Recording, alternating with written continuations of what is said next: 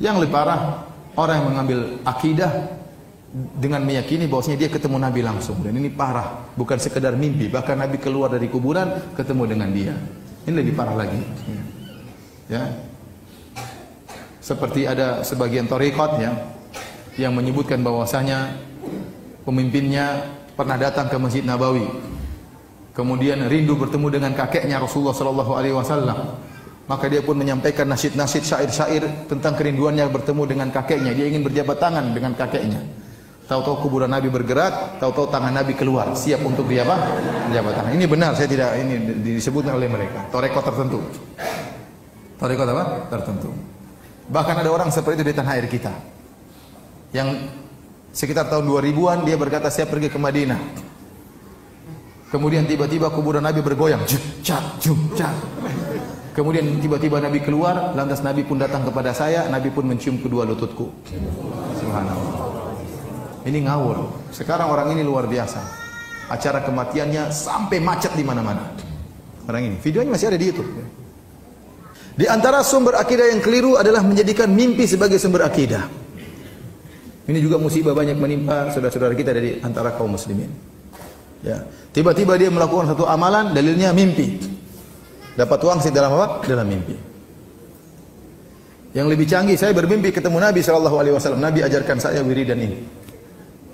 Nabi ajarkan saya sholat ini misalnya. Kita bilang Rasulullah SAW meninggalkan banyak hukum-hukum, hadis-hadis Nabi SAW banyak. Itu aja antum, ini jelas dari Nabi SAW. Sanadnya sahih. Adapun dalam mimpi masih banyak kemungkinan. Kau salah lihat, kau salah dengar, ya. Mimpi kan tidak jelas seperti orang lagi bangun. Ya. Kenapa kau meninggalkan yang jelas, hadis-hadis Nabi, hukum-hukumnya yang sudah dijelaskan oleh para ulama, kemudian kau berpaling kepada sesuatu yang tidak jelas? Taruhlah kau benar-benar bermimpi dengan Nabi dalam mimpi, bertemu dengan Nabi dalam mimpi. Itu pun sesuatu yang tidak jelas. Apalagi para ulama telah ijma', kata Nawawi rahimahullah dalam Majmu' Syarh al-Muhadzab, Al-Majmu' Syarh al-Muhadzab, kata beliau, ijma' ulama tidak boleh mimpi dijadikan dalil. Mimpi itu paling banter hanya untuk istiqnas, untuk penguat. Contohnya bagaimana? Contohnya seorang dalam tidur bermimpi ketemu dengan Nabi, kemudian Nabi bilang, wahai fulan, hendaknya kau berbakti kepada orang tuamu. Itu enggak jadi masalah. Memang perintah untuk berbakti sudah diperintahkan oleh Nabi dalam hadis-hadisnya. Contohnya seorang bermimpi, saya dengar seorang bermimpi, saya mimpi ketemu Nabi, Nabi bilang, kenapa kau tidak sholat tarawih? Ya enggak apa-apa, silakan sholat tarawih. Karena memang sholat tarawih sudah ada dalilnya. Tapi membuat hukum baru tidak mungkin karena agama sudah sempurna. Nabi telah berkata dalam Al-Quran, Allah berfirman, Al-yawma akmaltu lakum dinakum. Pada hari ini telah aku sempurnakan agama Islam bagi kalian. Nah kalau ternyata bisa muncul syariat-syariat baru lewat mimpi, berarti agama Islam belum sempurna. Berarti ada ajaran yang tidak diketahui oleh Nabi dan para sahabat dan tidak diketahui oleh semua orang. Sekarang baru Anda tahu karena Nabi kasih tahu. Berarti baru sempurna sekarang dong. Kalau begitu caranya, agama tidak akan pernah sempurna sampai tunggu bid'ah yang terakhir muncul baru sempurna. Paham atau tidak? Ya. Karena kelaziman daripada bid'ah sebagaimana perkataan Imam Malik rahimahullahu taala, ya. Wa man za'ama annal bid'ah, barang siapa yang menyangka bahwasanya ada bid'ah hasanah, faqad za'ama anna Muhammadan khana risalah, ya. Barang siapa yang berpendapat ada bid'ah hasanah, maka dia telah menuduh Muhammad telah berkhianat terhadap risalah. Berarti ada sesuatu yang belum disampaikan oleh Nabi. Kenapa? Karena Allah telah berfirman, Al-yawma akmaltu lakum dinakum. Pada hari ini telah aku sempurnakan bagi kalian agama kalian. Ya. Maka tidak mungkin Nabi kemudian membuat syariat baru dalam mimpinya. Oleh karena Imam Nawawi berkata, seandainya seorang tidur dalam mimpi, datang Nabi SAW berkata, wahai fulan, besok 1 Syawal. Kata Imam Nawawi, tidak boleh dia percaya dengan mimpi tersebut. Besok dia tetap harus lihat hilal. Karena yang nyuruh lihat hilal juga siapa? Siapa yang suruh lihat hilal? Nabi SAW juga. Sekarang dalam mimpi, taruhlah benar dia ketemu dengan Nabi dalam mimpi, Nabi bilang besok 1 Syawal. Sementara dia tahu dalam hadis-hadis yang sahih, Nabi mengatakan sumu li ru'yatihi wa aftiru li ru'yatihi. Kata Nabi, berpuasalah karena melihat hilal dan lebaranlah karena melihat apa? Hilal. Maka terjadi pertentangan antara apa yang dilihat dalam mimpi dengan hadis-hadis Nabi yang sahih. Kata Imam Nawawi, harus ikut hadis-hadis yang sahih. Jadi harus tetap lihat apa? Hilal. Tidak boleh kemudian saya tidak mau lihat hilal karena saya percaya dalam mimpi ketemu dengan Nabi SAW. Ini kalaupun kita bertemu dengan Nabi dalam mimpi. Kenyataannya banyak orang yang salah lihat Nabi dalam mimpi. Benar, Nabi berkata, "Man ra'ani fil manami faqad ra'ani, fa inna syaitana la yatamatsalu bi." Kata Nabi sallallahu alaihi wasallam, barang siapa yang melihat aku dalam mimpi, sungguhnya dia telah melihat aku, karena setan tidak bisa meniruku. Setan tidak bisa meniru Nabi, tapi setan bisa ngaku-ngaku sebagai Nabi. Saya ulangi, setan tidak bisa meniru Nabi, tapi setan bisa ngaku-ngaku sebagai Nabi. Contoh, saya ketemu dengan teman saya waktu saya di Papua, dicerita, Firanda saya lihat Nabi. Bagaimana ceritanya? Hari pertama saya berkelahi dengan setan dalam mimpi. Terus hari kedua saya berkelahi dengan setan. Masya Allah, mukadimahnya bagus. Hari ketiga berkelahi dengan setan. Hari keempat saya bertemu dengan Nabi, dengan para sahabatnya. Bagaimana ciri-ciri Nabi? Nabi wajahnya bersih bercahaya. Ada jenggotnya enggak? Enggak ada. Dia bukan Nabi. Itu Nabi liberal itu. Salah. Ada orang juga pernah mengaku bertemu dengan Nabi. Nabi bersahaja, Nabi berwibawa. Gimana ciri-cirinya? Rambutnya putih semuanya, jenggotnya putih. Tidak benar. Nabi waktu meninggal tidak punya uban, tidak sampai 20 helai. Itu bukan Nabi SAW. Nabi tidak pernah punya rambut sampai putih seperti itu. Enggak pernah. Itu berarti bukan Nabi SAW.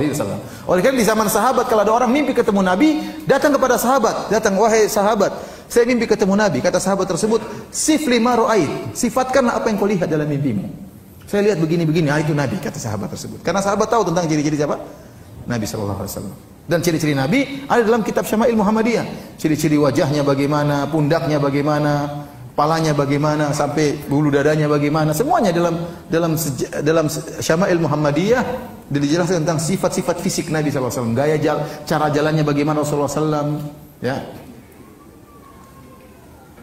Di antara hal yang aneh yang saya pernah dengar, ada yang pernah cerita, Ustaz, saya pernah mimpi ketemu dengan Nabi, Ustaz. Sudah lama, tapi saya baru cerita sekarang, Ustaz. Kenapa? Karena saya aneh lihat Nabi SAW.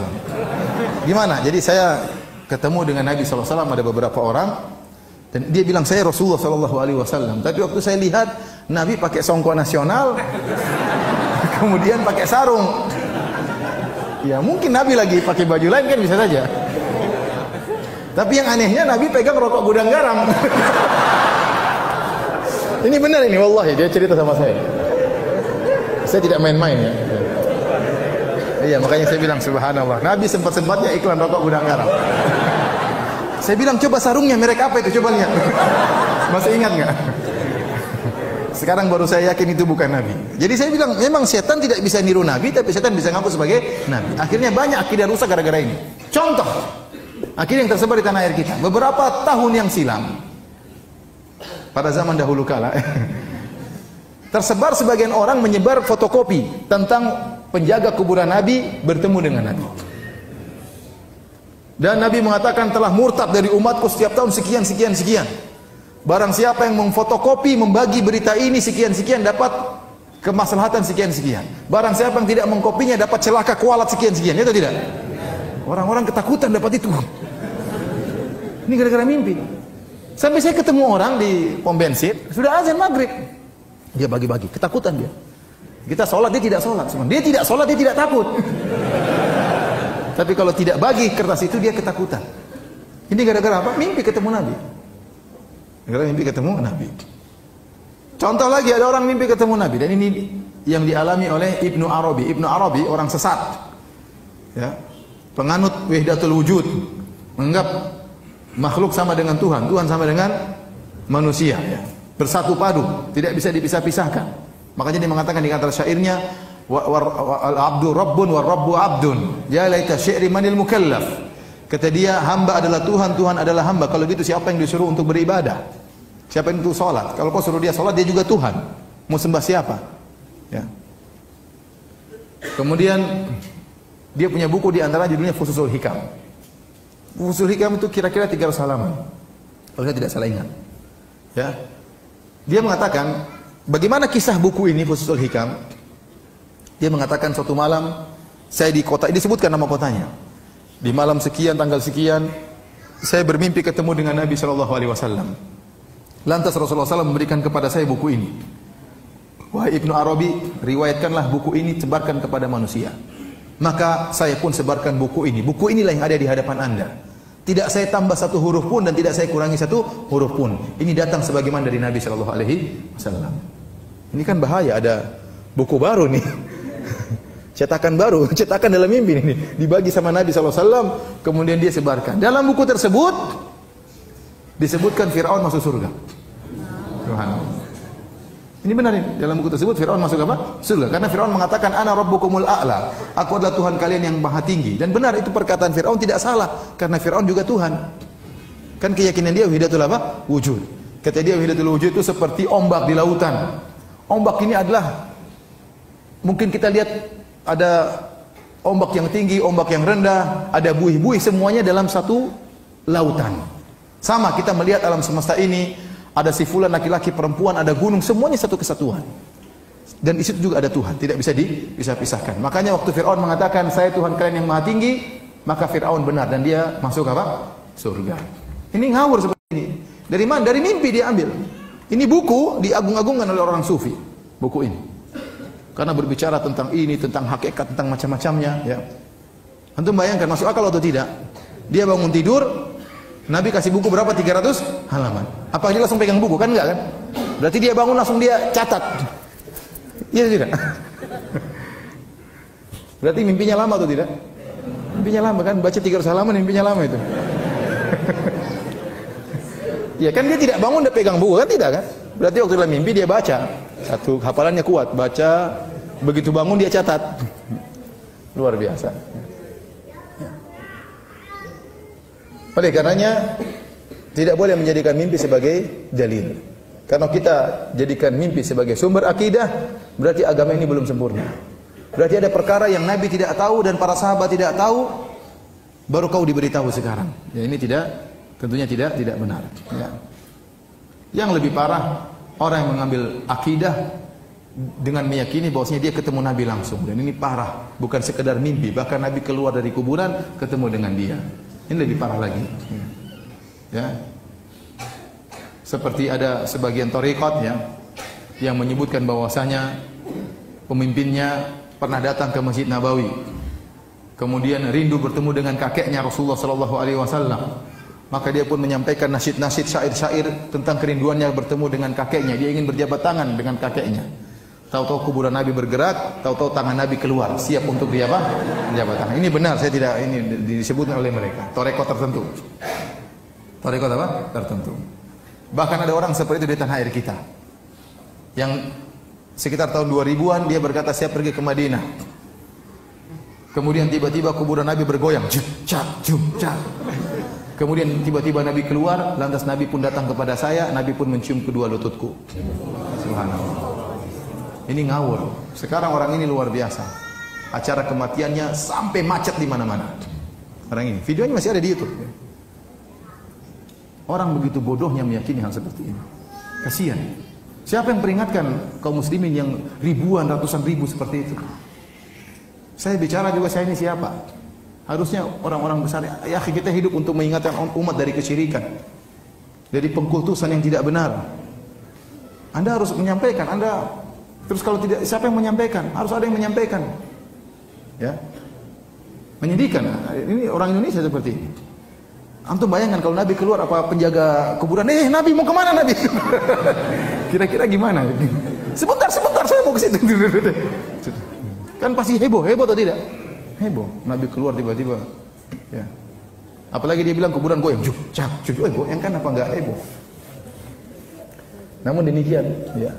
Ibnu Taimiyah mengatakan, segala kesesatan, sesat apapun, sebahlul apapun, seaneh apapun, pasti ada pengikutnya. Benar. Pasti ada pengikutnya. Ente percaya sama siapa? Siapa namanya? Lia Aminuddin. Katanya malaikat Jibril mau turun di Monas. Ada yang percaya atau tidak? Ada yang percaya. Waktu malaikat Jibril tidak jadi turun, kenapa landasannya belum ada? Ya, ada yang pengikutnya, terkadang pengikutnya orang pintar, orang kaya, dokter dan macam-macamnya. Kesesatan apapun, seaneh apapun, pasti ada pengikutnya. Karena iblis menghias. Iblis menghiasi keanehan-keanehan. Tapi demikian juga sebagian orang mengaku mengambil akidah dari Nabi Khidir. Oh, Nabi Khidir masih hidup. Terus ketemu dengan guru saya. Terus Nabi Khidir ajarin macam-macam. Ya ini saya sekarang mengamalkan. Loh, benar yang ditemui gurumu Nabi Khidir? Ya benar. Dari mana kamu tahu Nabi Khidir? Dia ngaku sebagai Nabi Khidir. Dan yang benar Nabi Khidir sudah meninggal. Ini dijelaskan oleh para ulama seperti Ibnu Katsir, Ibnu Hajar Al-Asqalani rahimahullahu taala. Dan ingat, syaitan bisa ngaku sebagai Nabi Khidir. Kalau Nabi Muhammad SAW kita tahu ciri-cirinya, fisiknya seperti apa. Sehingga kalau ada orang ngaku sebagai Nabi Muhammad, kita tinggal cocokkan dengan ciri-ciri Nabi SAW. Nabi Khidir di mana ciri-cirinya? Enggak ada disebutkan. Nah, kalau ada syaitan ngaku sebagai Nabi Khidir, ente percaya ternyata gondruwo gimana? Oleh karenanya para hadirin dan hadirat yang dirahmati Allah Subhanahu wa taala, tidak boleh menjadikan mimpi sebagai dalil, sumber akidah. Tapi di antara sumber akidah yang keliru yang juga berbahaya adalah menjadikan akal sebagai sumber akidah. Banyak orang tersesat dalam hal ini, menjadikan akal sebagai sumber akidah. Ya.